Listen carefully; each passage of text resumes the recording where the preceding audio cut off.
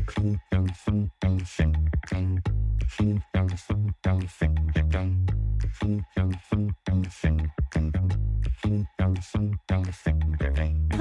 and welcome to Cyber Sidekicks, the weekly cybersecurity podcast, hosted by Richmond Advisory Group's principal analysts, namely me, Christina Richmond. And me, Rory Duncan. This podcast is your go-to partner for understanding the cybersecurity market, industry trends, and the real-world challenges of protecting organizations today. Hello, Christina. Hey, so are you, Rory? How's it going over in Edinburgh? Fine, not too bad, thank you. No need for the hair and makeup ritual this morning because we're back to audio for this week. And for those of you who don't know what the heck I'm talking about, it's because we had a very special video episode last week, didn't we? We did, but it's going to become more commonplace from what I understand. The producer of our podcast, aka Rory, is moving us towards video with me kicking and screaming the whole way because I'm really worried about you, Rory, of course, with you having to do hair and makeup, not me. I mean, I know. But it went very well, didn't it? We had a great guest, Paul Mote from Sidekicks, and he was so wonderful to jump in last minute, be the guinea pig video guest. I know. I think it was great. Yeah. And considering that he doesn't really do podcasts and certainly not video podcasts, it went really well. So the full episode, was just so down to earth, so articulate, calm. It's just lovely. It was really fun. Yeah. So the full episode is on our YouTube channel, folks, along with a bunch of shorts and reels and various other less than 30-second or less than a minute videos from various events that we've been to. And the link will be in the show notes. So when you say shorts, I think of all kinds of things, but folks, these are video shorts. That's right. And reels. So I'm glad you said reels as well. Yes, let's keep our mind in the video realm. Yes, it's far too early in the podcast to go way down a rabbit hole. But we could. We could. We won't. Hey, thanks to the new subscribers to our newsletter. Yeah. And it goes out to, 600 people-ish a week. And nobody really has run screaming from the building. It's pretty quick. And, quick takeaways. You can, sometimes there's an audio clip. Sometimes there are links to our podcast. Other times there's some data from a survey we've done. So check it out if you're not subscribed. And in our latest issue, we're really just talking about the podcast with Paul Mote and the shorts and talking about, what the content was. So I won't ruin it for you by telling you about the content, but go sign up and you'll get the newsletter. It comes out today at 10 a.m. Pacific. Yes. Every week. How can somebody avail themselves of this newsletter, Christina? Yeah, they just go to our website, Rory. They go to the homepage down at the bottom and there's a sign up for it. And it's free and it's weekly. And some folks put it into their to-read folder automatically so that they can go back through a couple of issues if they like. We get a lot of feedback, like, oh my gosh, I was laughing so much at XYZ. Or, thanks for the survey. I voted to have video on the podcast, and they were one of the 75% who said, yes, once a month, we'd like video. So anyway, lots of different ways you can engage with us, and we'd love to have you sign up. Yep. So we have another busy show this week, even though we're not on video, back to audio.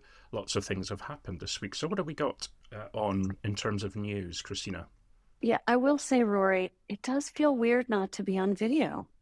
It does feel strange. I keep looking for the video feed. It is odd. It's like I think you're right that we're going in that direction, much to my chagrin. But I think it's great, so we'll keep going. Yeah, I think once the genie is out of the bottle, it's difficult to put it back in again. Or something. Yeah. Or something. Yeah. So big news from Microsoft this week with the launch of new agentic security platform, which it says is specifically engineered to combat AI-based cyber attacks. So we'll talk about that. I have a little bit of I don't know. I have a little bit of a negative feeling about it. Not that I have a negative feeling about the overall idea, but the timing of it and the way it's constructed and whether it's really newsworthy. But we'll get into that. Yeah, we'll get into that. We've also got a little bit of news about a new survey conducted by EY. Most people will have known them previously as Ernst & Young, but EY, which has revealed what they call a strategy pivot when it comes to AI. They're saying that 98% of senior leaders they surveyed are reconsidering their approach to AI due to escalating token costs and operational expenses. Now, well, it's about time. Yeah. Then this isn't it's not a shocker, but at the same time, here is some more surveyed proof that this is happening. We talked about token maxing, and we talked about tokenomics. There are folks who coined the term tokenomics. Exactly. And it's a real thing. And, as we have Elon Musk wanting to put 1 million new satellites in orbit to build data centers in them, this is the madness of tokenomics, because in order to feed the beast of using AI to the extent that we all jumped in and we're using it, you have to build things in space or on Mars or the moon somewhere. So, yeah, kind of crazy.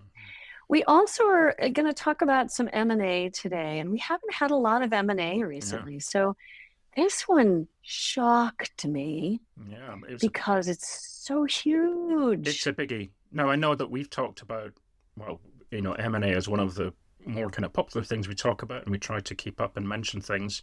But typically this time of year, it goes into summer recess and is a bit small, and we have sort of poo-pooed some previous acquisitions because of their size, given the increasing size of some of the biggest of the acquisitions last year. So what's different about this one, Christina? Oh my gosh. Well, okay, first of all, we knew them when.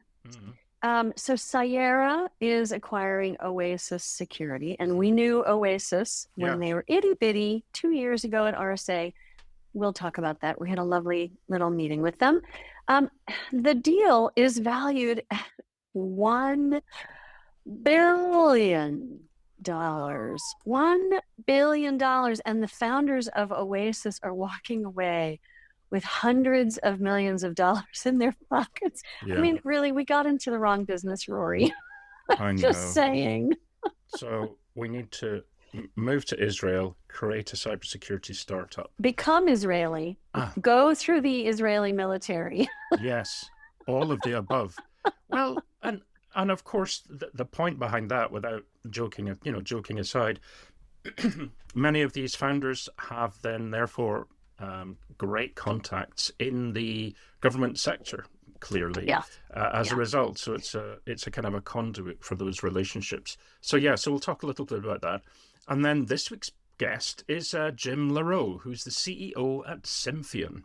So we'll be talking all about printers and AI risk. So that'll be really interesting, and often overlooked area of physical IT. Before our listeners go, printers, let me just say that in the 20 years of covering security, but also looking at the channel and distribution programs for a broad brush of technologies, printers and security, while anathema to one another, not really working together as well as they should, printers are a huge vulnerability and continue to be so. So I think Jim will have lots to say about that. Yes, looking forward to that.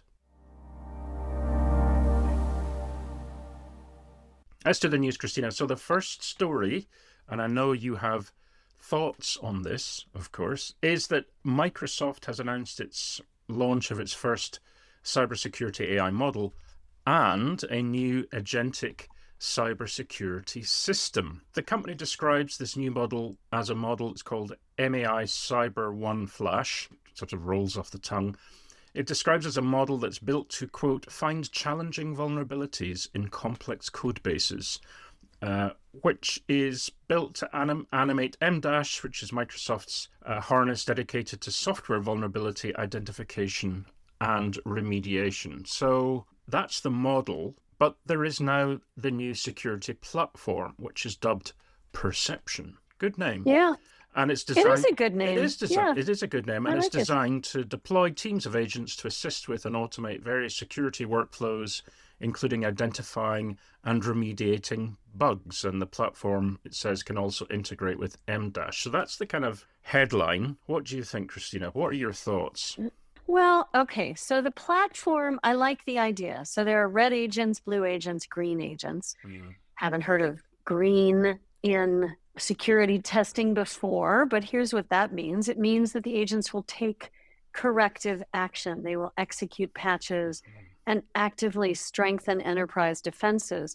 Red and blue we're used to, purple we're used to. So in a red teaming exercise, you have your blue team, you have a red team, and the purple team is where the blue and the red can work together to kind of teach the defenders, the blue team, how to defend, whilst knowing what the attack is on the red side. So green, I think the green agent idea is a great one. I think the fact that it is integrated with Microsoft Defender is good. So it's workflow native, it integrates and is consumption based in, within the Microsoft universe. I think all of that is great. When you dip into the Reddit threads about it, people are saying this is kind of a Me Too. They had to come out with something after Mythos. There's also a lot of hype around how the agents are going to be fully autonomous, and they're really not going to be fully autonomous for a while, which I agree with. Please don't make them fully autonomous until we've really worked the bugs out.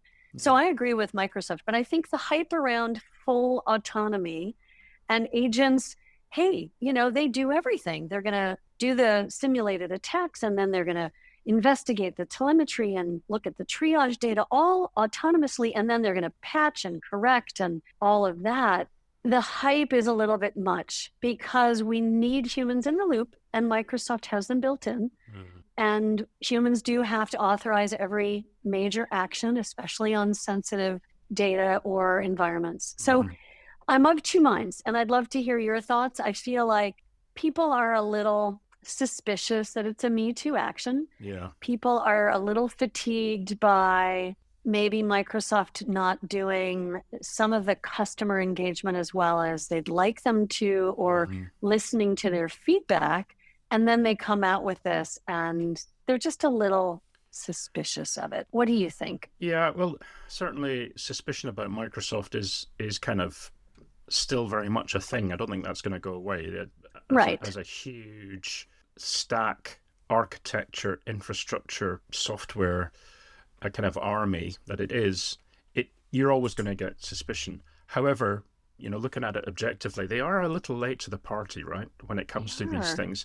But it also makes sense in as much as if you're, a Microsoft shop or a business partner and you're heavily invested in the architecture, then it's a boon, right? If it works and if it's easily integrated because it's part of the stack and so on, that would make sense. I mean, the details are yet to come out, but if this is going to be perhaps more SMB or SME friendly, that would also suit many of the partners out there as many of the Microsoft customers who are there. So it may well be a kind of channel thing as well, but we'll have to see. Yeah, and on the flip side, arguing with myself, it's necessary for Microsoft to do this. And even though it might be late to the party, look at Apple's announcement of their AI. It was lauded and praised, even though very late to the party, and it's fine. I'll use the Scottish fine. Fine. I'm not wild about the news, but yes, they had to do it. And okay, let's see what it looks like when you really get going with it. Yeah. That's where I'll leave it. Yeah, no, that's good. For me, it was intriguing to learn about all the different colors of teams. I mean, I knew some of them, but not all of them. I certainly hadn't heard about green teams. If the end result is fully autonomous agents, then we need to have a brown team, which goes, brown team. Oh crap! Oh no! We're doomed. We're doomed. And that's basically their job, is to kind of document the ways in which we're doomed. So that's it. The brown team. I've coined it here. Dang. 2001 Space Odyssey. Dave, you can't do that, Dave. We can't do that, That's the brown team. That's it's the how. brown team. Well, but the other thing I'll say, and then we should probably move on to other more interesting news. But the other thing I'll say is two things. One is, we were really in favor of IBM when they came out with their autonomous security. So it's a very similar thing, right?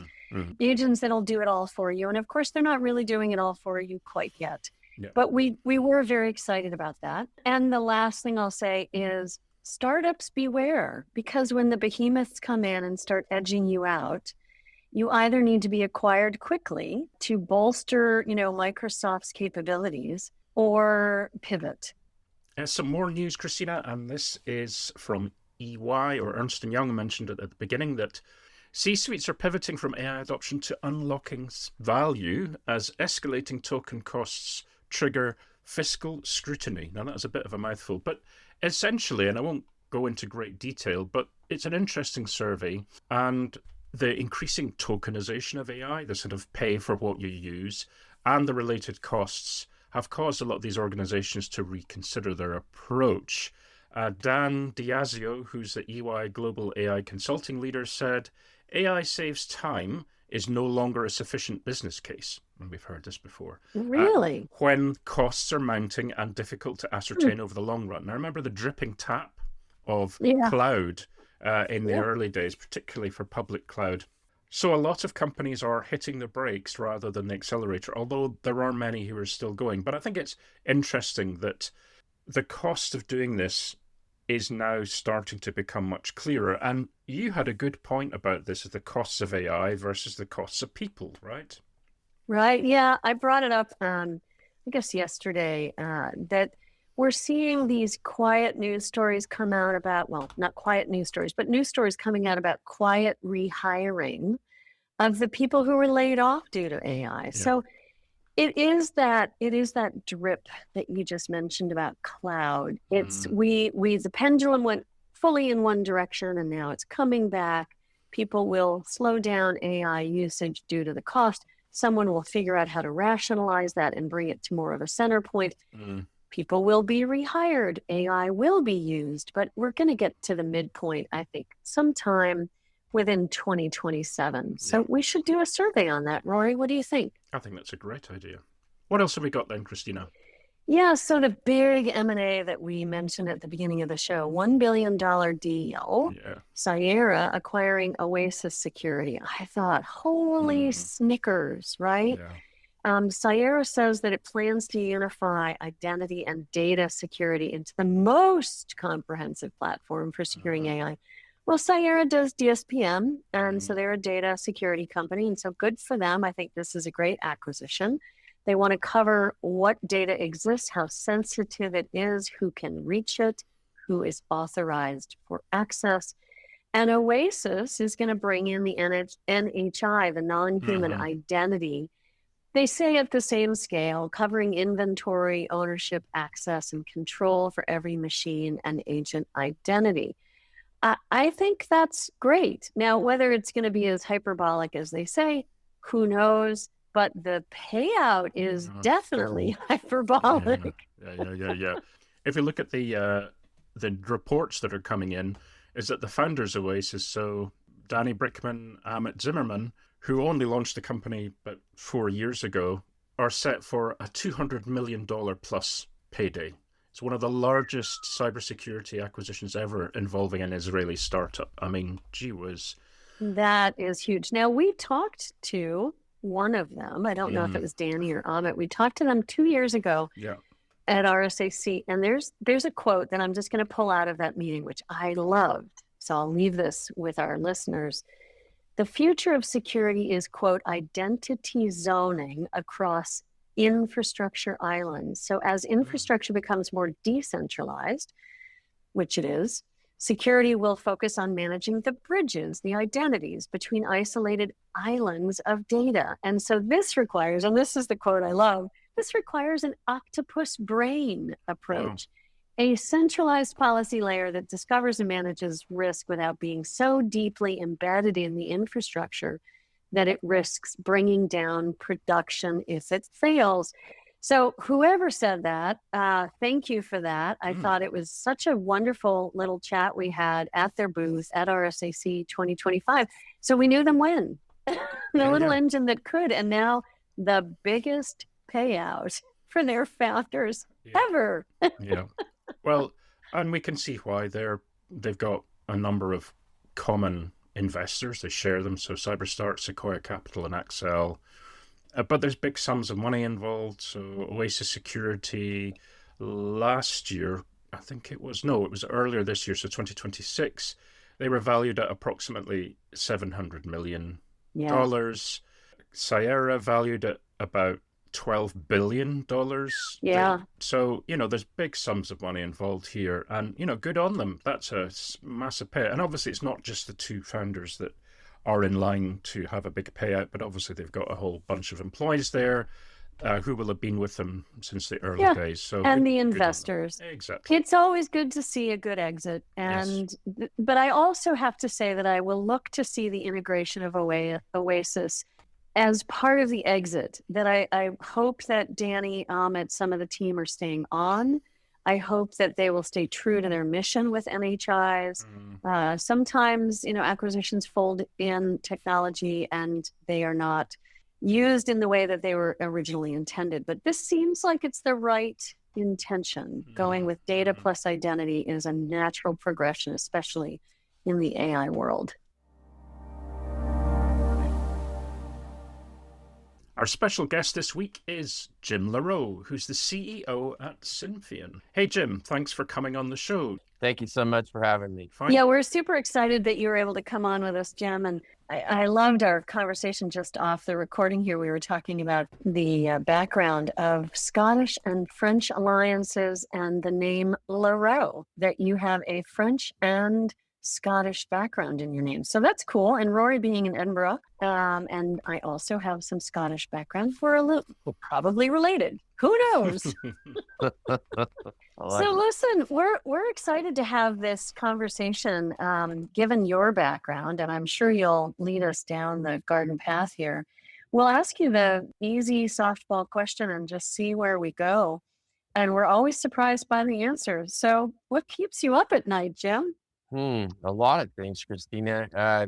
The most relevant to the conversation is probably the fact that so many companies are really missing, the area that we're going to talk about today, and exposure that they've assumed, the risk profile that they're assuming by not acting on it. That's kind of a summary statement. So I love that you say there's a lot of things keeping you up. And I think for all of us, there's a lot keeping us up. So tell us more about your summary statement and let us know how you're seeing the problem. We've been in business for over 20 years. In 2018, we launched the cybersecurity operations program for the IoT endpoint, and really focused in on the printer endpoint, which is super prevalent, 20% of the network endpoints on almost everybody's network, and really outside of IT and information security, visibility and control. It's grown up in the print silo, where the manufacturers and procurement of the devices have really been more like an appliance than the servers that they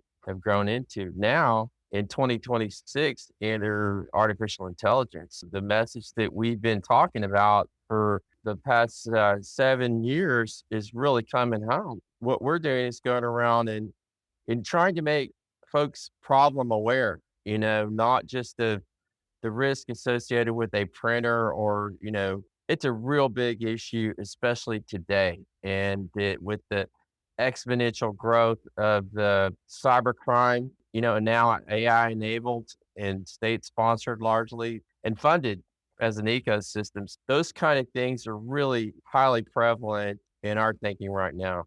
So one of the things I read on your LinkedIn, Jim, was, I love this quote that you had on there. I don't care about printers. And you basically, tell me about that, because you basically said that's a very expensive gamble.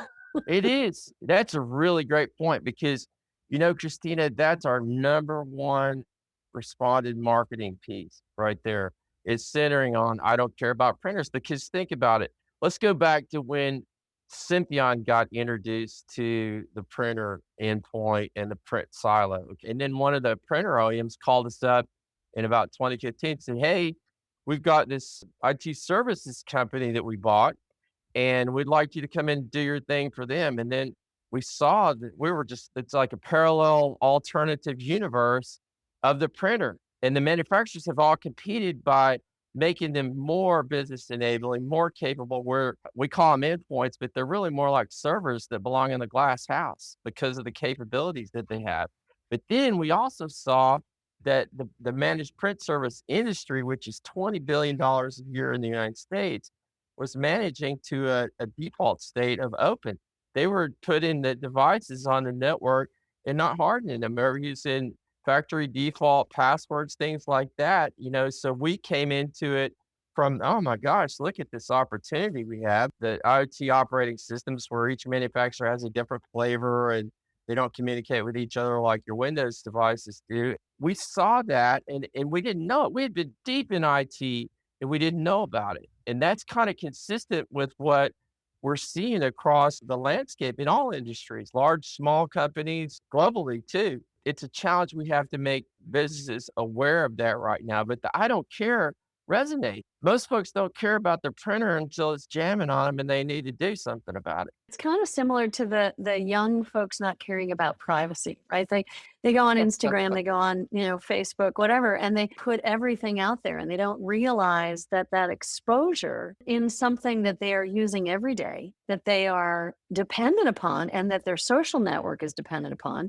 it could actually eat them alive. And so the printer, I think, is really interesting from the AI attack perspective, the AI risk perspective, because hey, it's just a dumb device. Well, it's not just a dumb device, number one. But even if it were just a dumb device, look what happened to Target back in 2014 with a POS system. There's still a way for the vulnerability to be exposed and for lateral movement to occur. And when you have AI agents going out there on behalf of the threat actors looking for any possible way in at a speed that we can't match, printers do matter, even if you think they're a dumb device, which again, they're not. Yeah. Really? You've got people attesting like your item 106 for SEC regulations where they're saying, we're all good for cybersecurity and our endpoints are all protected, but they're not paying attention to these because it's not visible to them. It hasn't resonated that they're still endpoints. Short of going through a whole programmatic approach, what are some basics that our listeners can pay attention to with their printers? How can they think about this device being a server, being connected to the network, and use it in a way that is safer than pretending it's just a dumb appliance?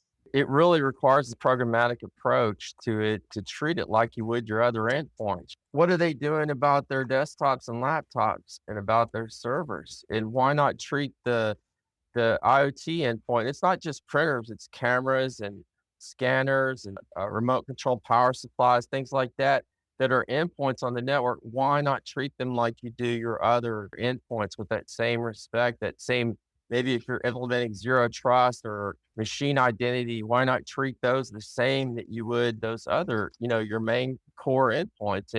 And largely there's two reasons why that hasn't happened. Because there's been a technology hurdle, because they have different operating systems across the brands and across even models inside the brands.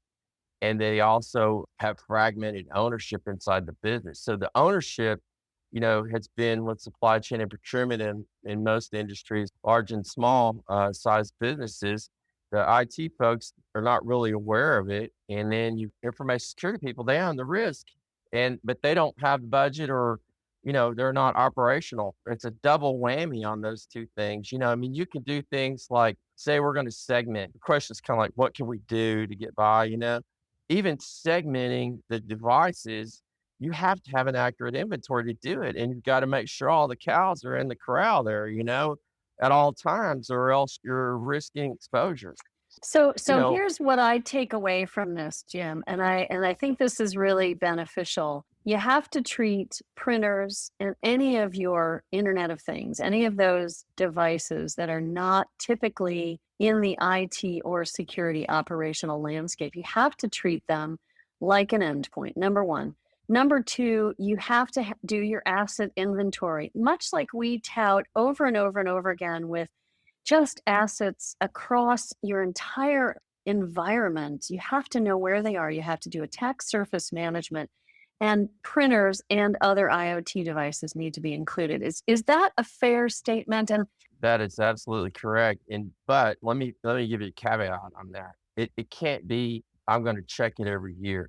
It can't be I'm going to check it every 6 months. It can't be I'm going to check it every 3 months. That game is over now. Yeah. Awesome. Thank you so much, Jim. This was interesting and sort of off the normal path for us. And so good for folks to hear about how they need to treat these devices that they might not think are that important, but can be a really big vulnerability. They need to treat them as endpoints. So thank you so much for coming on. We really appreciate your time today. Yeah, thanks. Thank you very much for having me. I appreciate it. Yeah, great. Thank you. Well, we should wrap the show then, Christina. Yeah, we should. What do we have on next week? Well, we're not so sure. Let's say the situation is fluid, I think is probably the best thing. The situation is fluid. We may have another special episode. We may not. We may have something else. Yeah, we don't know what's going on next week. So stay tuned for a surprise episode, because even we will be surprised. Yeah. Live on air. Oh, live on air. What could go wrong? What could go wrong? Yeah. Yeah.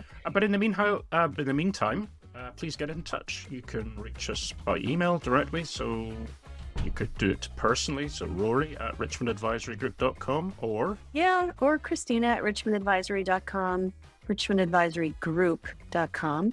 Or just general inquiries, info at richmondadvisorygroup.com. And don't be a spammer. We've gotten spam in the box and we just delete it. So just reach out if you want more information for reals. Yeah, exactly, for reals. And on that note, thanks for listening, and we hope you can join us again next week. Bye-bye.